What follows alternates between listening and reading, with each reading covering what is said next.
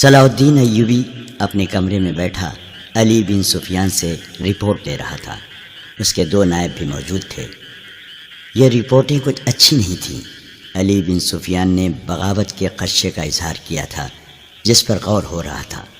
دربان گھبراہٹ کے عالم میں اندر آیا اور بتایا کہ ایک سپاہی ایک زخمی لڑکی کو اٹھائے باہر کھڑا ہے، کہتا ہے یہ لڑکی امیر مصر سے ملنا چاہتی ہے۔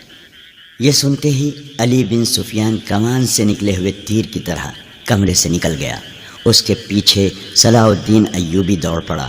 اتنے میں لڑکی کو اندر لے آئے۔ صلاح الدین ایوبی نے کہا طبیب اور جراح کو فوراً بلاؤ۔ لڑکی کو صلاح الدین ایوبی نے اپنے پلنگ پر لٹا دیا۔ ذرا سی دیر میں پلنگ پوش خون سے لال ہونے لگا۔ کسی کو نہ بلاؤ، لڑکی نے نحیف آواز میں کہا۔ میں اپنا فرض ادا کر چکی ہوں۔ تمہیں زخمی کس نے کیا ہے زکوئی؟ علی بن سفیان نے پوچھا۔ پہلے ضروری باتیں سن لو، زکوئی نے کہا۔ شمال مشرق کی طرف سوار دوڑا دو۔ 2 سوار جاتے نظر آئیں گے۔ دونوں کے چوغے بادامی رنگ کے ہیں۔ ایک کا گھوڑا بادامی اور دوسرے کا سیاہ ہے۔ وہ تاجر لگتے ہیں۔ ان کے پاس سالار ناجی کا تحریری پیغام ہے جو عیسائی بادشاہ فرینک کو بھیجا گیا ہے۔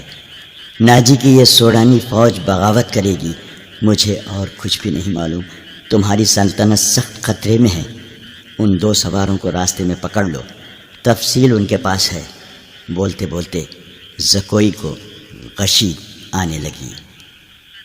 2 طبیب آ گئے۔ انہوں نے زکوئی کا خون بند کرنے کی کوششیں شروع کر دیں۔ اس کے منہ میں دوائیاں ڈالیں جن کے اثر سے وہ بولنے کے قابل ہو گئی۔ وہ ضروری پیغام دے چکی تھی۔ اس کے بعد اس نے دوسری ساری باتیں سنائیں، مثلاً ناجی نے ادروش کے ساتھ کیا باتیں کی تھیں، اسے کس طرح اپنے کمرے میں بھیج دیا گیا تھا، ناجی کا غصہ اور بھاگ دوڑ، 2 سواروں کا آنا وغیرہ۔ پھر اس نے بتایا کہ اسے کچھ علم نہیں کہ اس پر حملہ کرنے والا کون تھا۔ وہ موقع موضوع دیکھ کر ادھر ہی رپورٹ دینے کے لیے آ رہی تھی کہ پیچھے سے کسی نے اسے خنجر گھونپ دیا۔ اس نے اپنا خنجر نکال کر حملہ آور پر حملہ کیا۔ حملہ آور کی چیخ بتاتی تھی کہ وہ کوئی عورت ہے۔ اس نے حملے کی جگہ بتائی۔